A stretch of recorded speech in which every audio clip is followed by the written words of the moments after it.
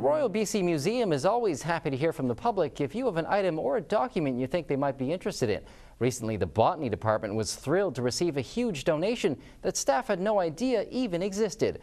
Veronica Cooper explains. This is going to be interesting. Oh, yes. Joined by two other botanists, the Royal BC Museum Botany Collections Manager is looking over a recent donation, 4 boxes filled with 600 plant specimens from the Cranbrook area. They were collected in the 1940s by Walter and Mary Johnson. Until recently, we didn't know about this collection, but both of them have passed away, and someone on their behalf donated the collection to the museum. This is a fantastic collection. How well they're pressed and preserved, and the detail they've gone to get all the parts, the flowers and the seed pods and all that together, including the photos and the habitat information.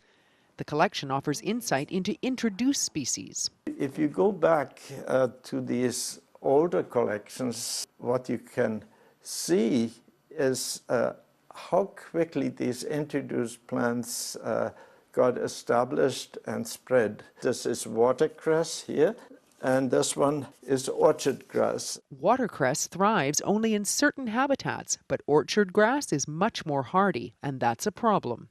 Because once it gets established, it forms huge, big clumps, and it suppresses a lot of our natives. Also in the collection, plants that are now extinct.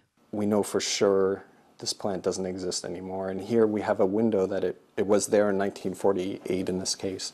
It's called elegant calico flower, and it grows just north of Creston. There is no holdings of this at the museum here. The collections are held at UBC, so now we have a specimen here.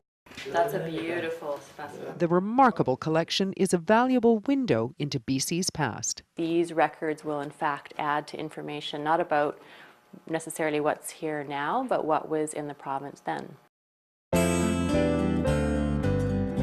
This Week in History, brought to you by the Royal BC Museum, celebrating 130 years.